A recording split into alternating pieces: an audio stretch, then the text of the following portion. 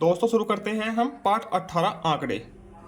ठीक, तालिका को देखो, एक तालिका दी गई है नीचे, इसको देखो क्या दिया गया है इसमें। कक्षा 4 में के क्रमांक 1 से 6 तक के बच्चों का गणित में प्राप्तांक 15, 18, 23, 22 और 27 है। 15, 18, 23, 22 और 27 है, 27 और 40 है, तथा विज्ञान में ये है सब कुछ। ठीक, तो क्या करना है, इसमें प्राप्तांकों की का योग करना है। ठीक है, इनको जोड़ के यहाँ पे लिखना है। 15 और 30 45, 18 और 12 30, 23 और 28 51, 22 और 22 44, 27 27 54, 40 और 26 66। ठीक, ये 100 में से आए हैं।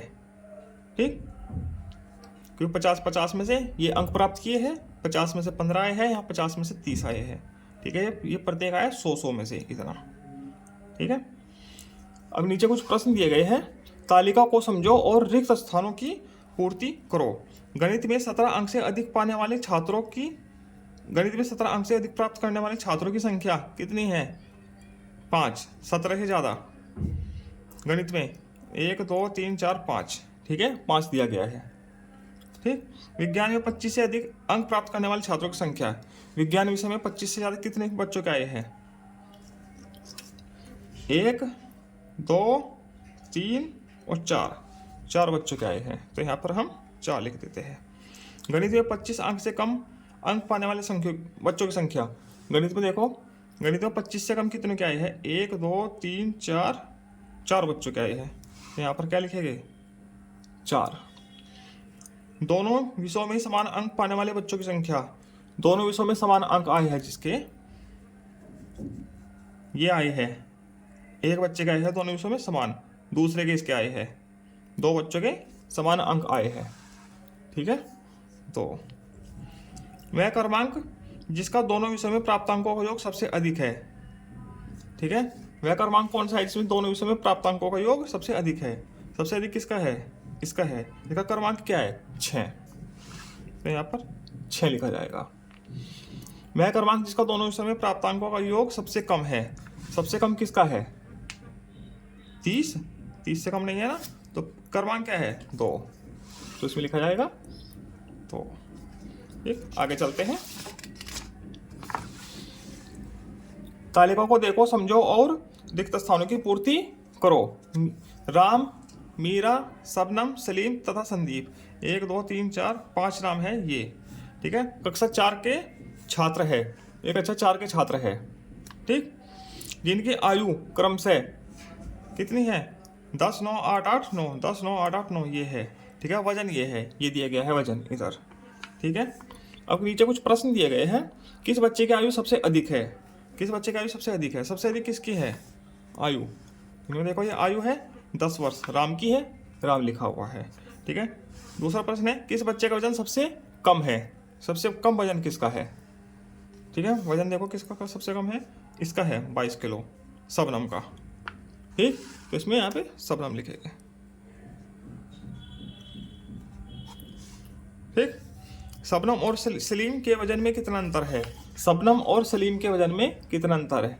शबनम का है, शबनम ये है 22 और सलीम का है 24। कितना अंतर है? 2 साल का। सॉरी, वजन में है ना, हाँ 2 किलोग्राम का वजन पूछा ना। ठीक, 2 किलोग्राम का। 10 वर्ष से कम आयु वाले बच्चों की संख्या कितनी है? जो 10 से कम है।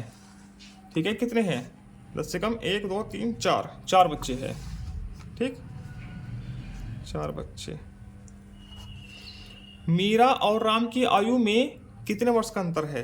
मीरा और राम, मीरा देखो कहाँ है, ये मीरा है। मीरा की आयु पूछा ना, आयु 9 साल है, राम की आयु 10 साल है, तो कितना अंतर है? 1 साल का,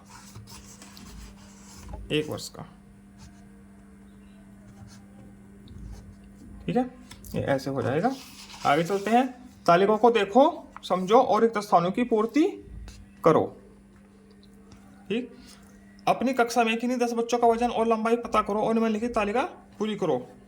ठीक है, ये आप सभी को खुद करना है। अपने क्लास के 10 बच्चों के नाम लिखना है यहाँ पे, ठीक है।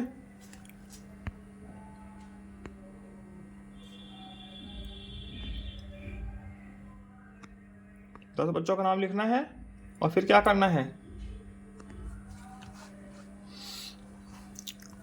उनकी आयु लिखनी है पूछ पूछ कर और उनका वजन लिखना है यहाँ पे।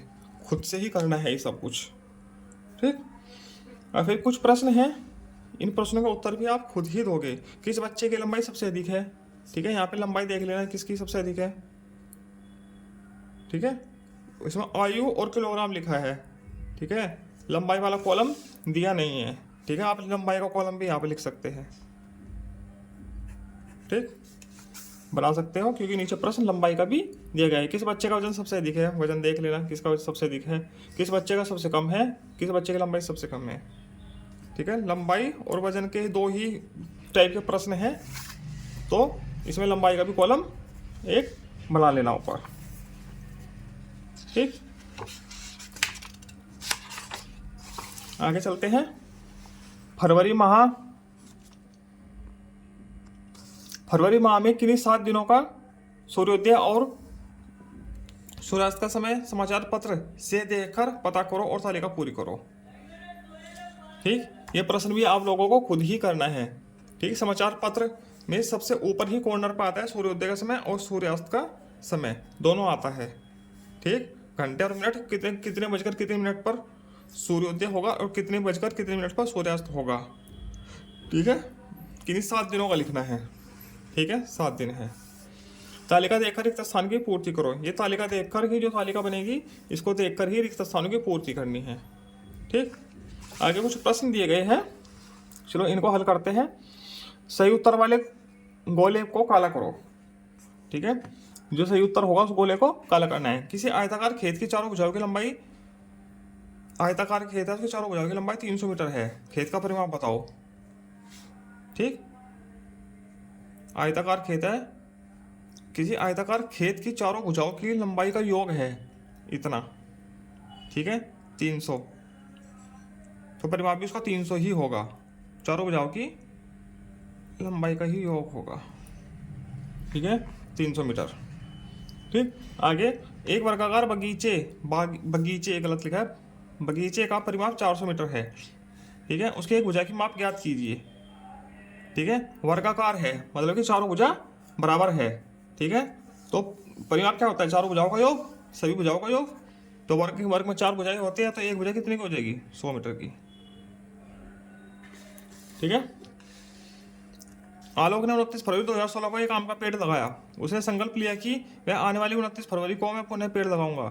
आलोक अगला पेड़ किस वर्ष लगाएगा, 16 को लगाया, तो 16 के बाद 2020 में होगी 29 की फरवरी, ठीक है। तो 2020 को लगाएगा वह, ठीक है। चौथा प्रश्न है, जुलाई, अगस्त, सितंबर, अक्टूबर में से कौन सा अन्य से भिन्न है। अन्य से भिन्न कैसे, अब देखो, जुलाई होता है 31 का, अगस्त भी 31 का, सितंबर 30 का, अक्टूबर 31 का, ठीक है। तो ये तीनों महीने तो 31 दिन के होते हैं, और सितंबर होता है 30 दिन का, तो सितंबर भिन्न है इन सब में। इसको गोला पढ़ देते हैं, आगे चलते हैं। प्रश्न संख्या 5, 3:20 PM, मतलब कि अपराह्न को 24 घंटे वाली घड़ी में दर्शाया जाएगा। तो क्या होगा, 24 घंटे वाली में 12 जुड़ जाते हैं, 12 और 3 15, 15:20। रीना की घड़ी 30 मिनट आगे का समय दिखाती है, 30 मिनट आगे का समय दिखाती है। यदि रीना अपनी घड़ी के अनुसार 12:15 PM पर अपनी मौसी के घर पहुंची, तो मौसी के घर पहुंचने का वास्तविक समय क्या है। इसमें से 30 मिनट कम कर देंगे, कितना हो जाएगा, 11:45। क्या होगा, ये PM है, तो PM 12 बजे के बाद PM हो जाता है, तो वो AM होगा, 11:45 AM पर,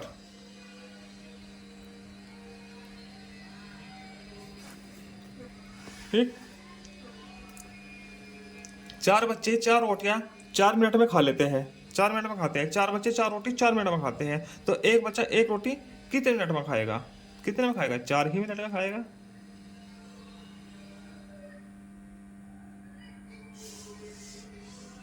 ठीक। तो इस प्रकार से पाठ भी पूरा होता है। धन्यवाद।